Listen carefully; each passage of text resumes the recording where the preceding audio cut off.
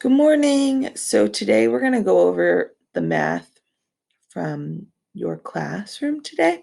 So I just want to start by showing you the quadrilateral chart and talk about some of the vocabulary that's important because this is a tough unit with a lot of vocabulary. So we know quadrilaterals are all here. The other word that is talked about are polygons. Polygons are all the shapes. It's actually, we could just kind of consider it another word for a shape.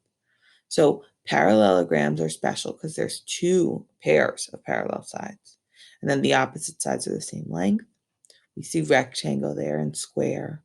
Rhombus can be a little bit tricky because they have two pairs of parallel sides also, but a rhombus has four equal sides, where a parallelogram doesn't have to have four equal sides. And then a trapezoid just has one pair of parallel lines.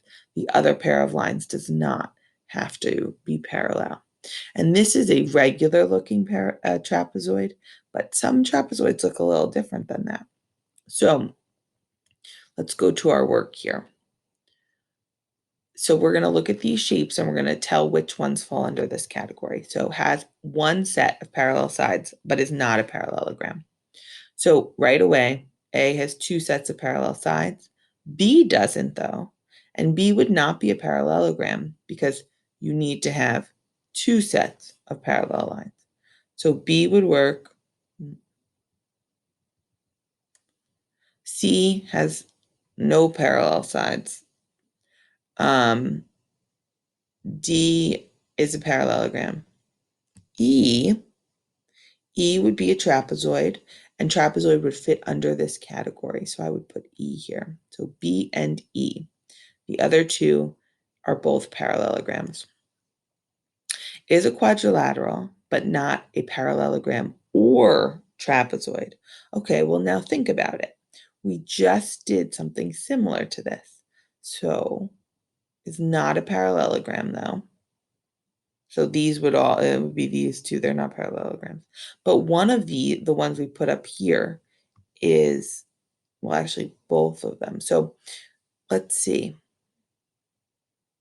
I think the only one here that has four sides, but isn't a parallelogram and isn't a trapezoid, so like no parallel lines, would be C.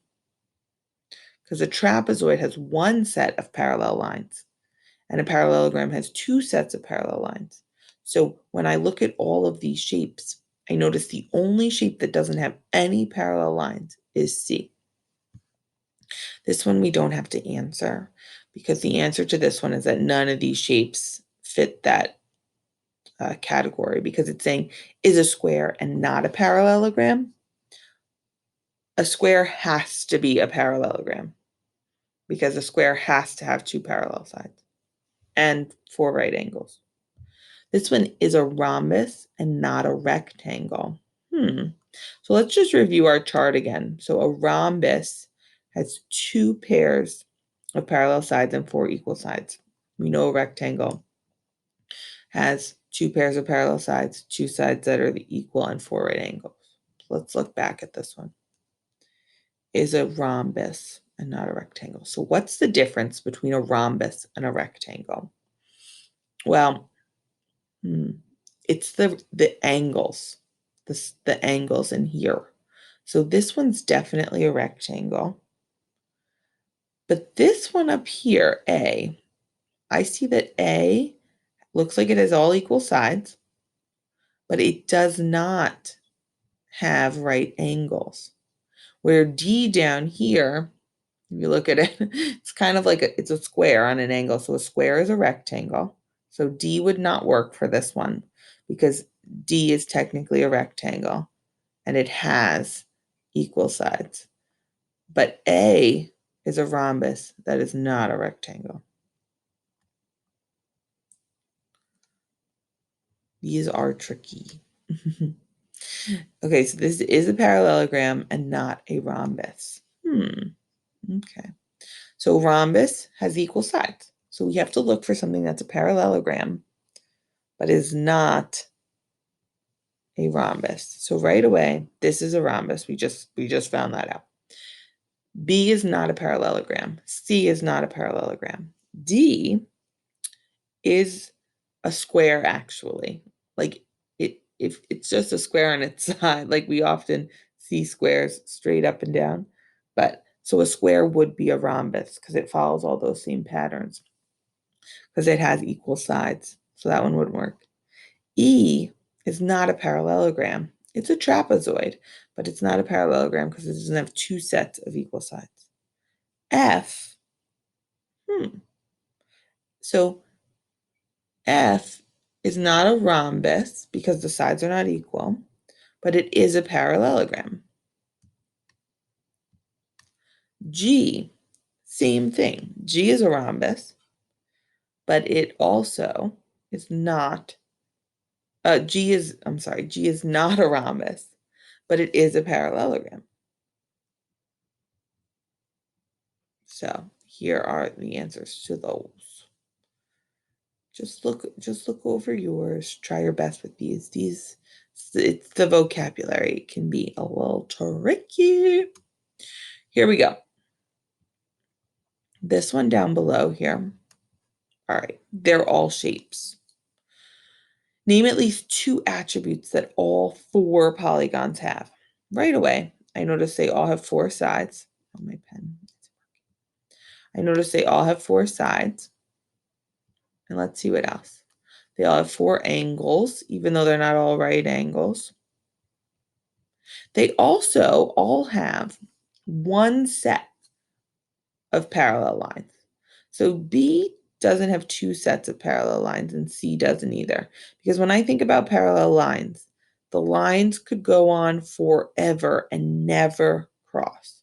Where C has the one set that could go on forever and never cross.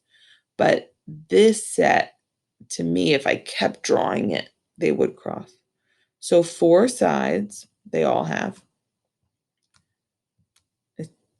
Okay, I'm gonna try right fast. Sides, okay. And then one set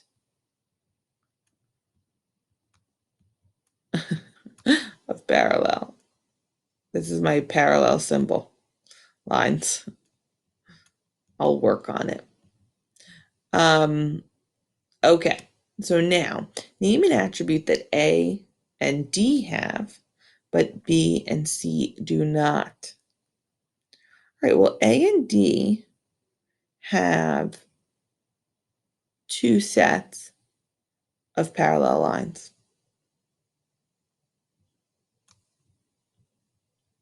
Okay. Let's go with that. All right, perfect. All right, friends. So good luck today with the math. Just try your best to think through these questions, but don't worry too much about these questions if there were some that really got you stumped, because this unit is pretty short and you'll revisit it again in fourth grade. And then next we're going to be moving on to our next unit is a little different. So just try in your head. I think the key vocabulary, the key things to remember are parallel lines. What are those? Quadrilaterals, four-sided shapes, squares, rectangles. But the rest of this, you'll revisit again. All right. Have a great weekend. Have a great day. And I'll see you next week. Bye.